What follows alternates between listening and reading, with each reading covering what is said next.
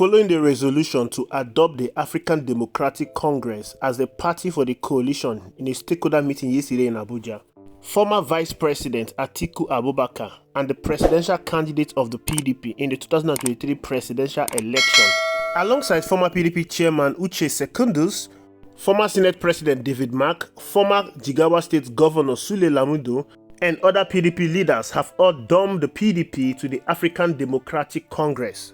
It is also reported that following the adoption of African Democratic Congress, that Mr. Peter Obi, the Labour Party 2023 presidential candidate, is set to dump the Labour Party to the African Democratic Congress. Should Peter Obi leave the Labour Party and join the African Democratic Congress, it is going to cause a shift in the Nigerian political landscape. This move will further weaken the PDP and destroy the Labour Party that was a relatively unknown party before Mr. Peter Obi took over prior to the 2023 presidential election. Those in support of the coalition, they will be happy that yes, finally we now have a political party. But there is something that we need to be worried about. Why don't our political party last? Why don't our political parties stand the test of time? Go to other countries, you have political parties that have been there from time immemorial and they have maintained their stance and their ideology. But when it comes to the Nigerian political landscape, our political parties don't stand the test of time. The PDP was once Nigerians and Africa's biggest political party, dominating politics for 16 good years. However, the departure of these key figures, Atiku Abubakar, former vice president and the 2023 presidential candidate, David Mark, former Senate president, Uche Secondus, former PDP chairman, Sule Lamido, a PDP stalwart, to the APC is a major blow. A case can be made of PDP. They've been in power for 16 years. You can also say that PDP has outlived their importance. They have outlived their relevance. At least they should bow out for another political party to take over. How about Labour Party? A relatively unknown party that came to limelight and relevance when Peter Obi joined the party prior to the 2023 general election. Labour Party was seen as a different party because of the ideology and message of Mr. Peter Obi. Labour Party was seen by Nigerians as a party that is going to propagate their vision and hope. Labour Party was seen by Nigerians as a party that will be different from other political parties. Of course, they had so many hopes about Labour Party, but few months after the general election, Labour Party became just like every other party, plagued with internal political crisis caused by selfishness and greed. Labour Party is about to experience explosion if Mr. Peter Obi, who brought relevance and limelight to that party, leave the party. We all know that the people leaving the PDP, they are leaving the PDP because they are seeking for a new platform to drive their ambition, their presidential ambition. For instance, Atiku Abubakar. This is not his first time of leaving a political party. Atiku Abubakar left the PDP prior to the 2015 presidential election so he can contest as the presidential candidate in the APC. And he came back to the PDP to contest as a presidential candidate. Atiku Abubakar has been steady when it comes to moving from one political party to the other. As a matter of fact, he was even the one that was responsible for the crisis in the PDP during and after the 2023 presidential election. All of this because of his greed, because of his selfish ambition. For Mr. Peter Obi and the Labour Party, it is a case of greed and selfishness, not by Mr. Peter Obi, because all Mr. Peter Obi wanted to do was to build the Labour Party to become a national party that will challenge APC and PDP. But unfortunately, when he decamped to the Labour Party, he met existing structures, existing leadership in the Labour Party. Mr. Peter Obi wanted to structure the Labour Party to work in line with the vision he has and the vision of Nigerians. But unfortunately for him, the leaders in the party, led by Julius Abure and co that have been in the party, they have been holding the party spellbound.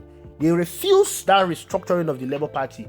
In connivance with some outside forces, they have refused any structural adjustments in the Labour Party. How do you overlook the presidential candidate that brought so much relevance to your political party?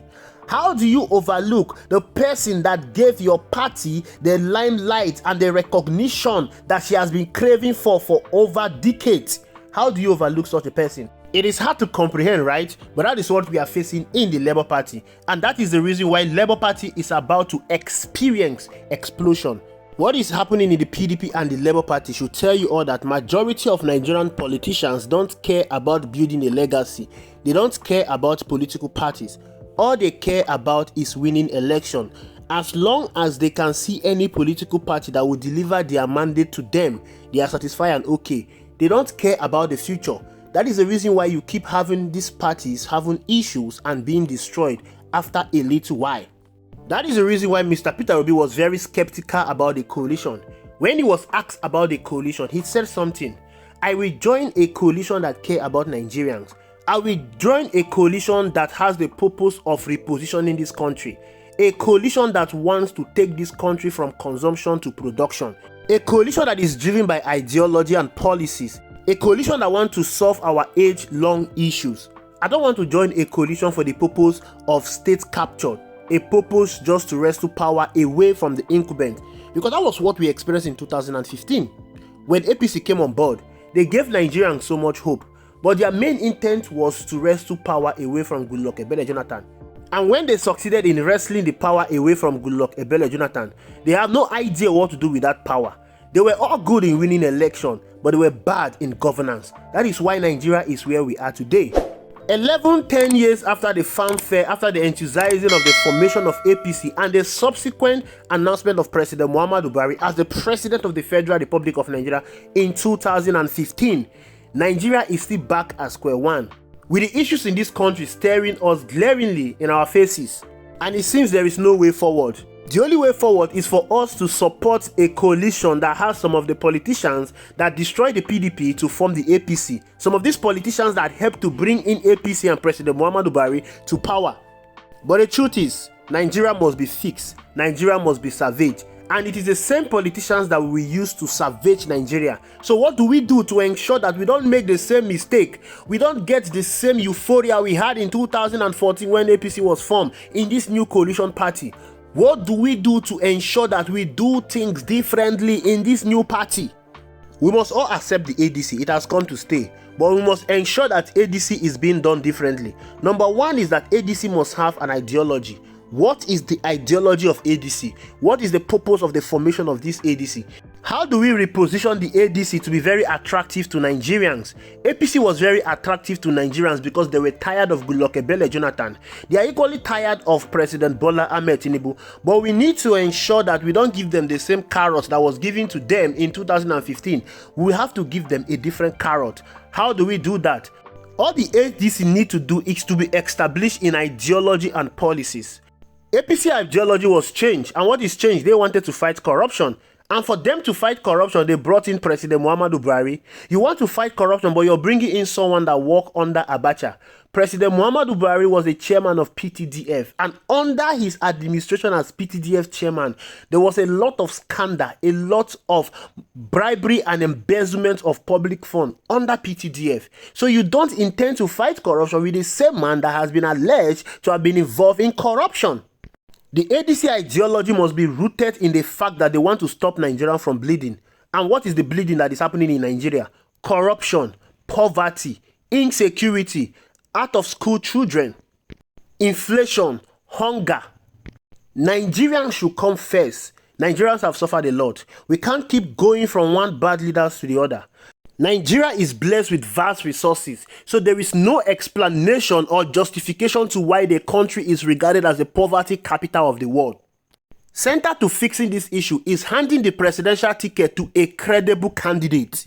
Of course, we know that the sole purpose for the formation of the ADC and Atiku Abubakar and other PDP stalwarts leaving the PDP to the ADC is for them to win the 2027 general election. The reason why APC was formed is for them to win the 2015 general election. And ADC is not going to be different. For you to bring in any policies, for you to change the life of the people, for you to solve Nigerian problem, you must be given executive power. Therefore, ADC must be looking out to win the election. And there is only one way to win this election. Bola Ahmed Tinubu is a Southerner. For you to win Bola Ahmed Tinubu, you must replace him with a Southerner. You must maintain the zoning formula.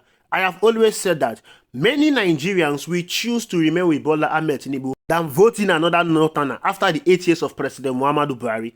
I am sure and I know that the people at the helm of affairs in the ADC, they are aware of this. They should not make any mistake or any miscalculation of handing the presidential ticket to a Northerner. You know, there is this belief in the North that it is only a Northerner that can win an election. It was this same belief that destroyed the PDP. In 2019, the PDP felt that only a northerner can defeat President Muhammadu Buhari, and they handed the ticket over to Atiku Abubakar. In 2023, they had that same belief that Atiku Abubakar had 11 million votes that he got in the PDP, and with that 11 million votes, he will defeat Tinubu. But PDP outing in the 2023 election has shown that you don't need a particular candidate to come from any region for you to win an election.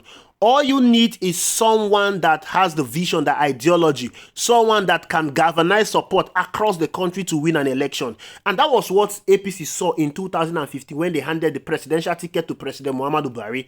They saw the cult followership of President Muhammadu Buhari in the northeast and the northwest. And they know that with the support from the south, President Muhammadu Buhari will defeat President Goodluck Ebele Jonathan. Mr. P2B has shown that he has a larger and wider cult followership than President Muhammadu Buhari, and is a southerner in order to maintain the zoning balance and ensuring the ADC presents a credible candidate, someone with no controversy, someone with no load of baggages, someone that Nigerians can truly trust. ADC and the coalition people should hand the presidential ticket to Mr. Peter Obi. Handing the presidential ticket to Mr. Peter Obi will ensure that that election is delivered to the ADC on a platter of gold. There is no amount of rigging, there is no amount of coalition that can stop Mr. Peter Obi from winning that election against Bola Ahmed Tinubu in 2027 if he secured that ticket. The only reason why Mr. Peter Obi was not announced as a winner in 2023 was because their vote was splitted. The oppositions were not together, they were divided. In 2027, the oppositions are coming together. They should not make the mistake of who will fly that ticket. The only person capable of winning this election is Mr. Peter Obi. Anything aside from Mr. Peter Obi will lead to disaster. It will lead to Bola Ahmed Tinubu winning that election on a platter of gold. Thank you for watching. I will see you in the next video.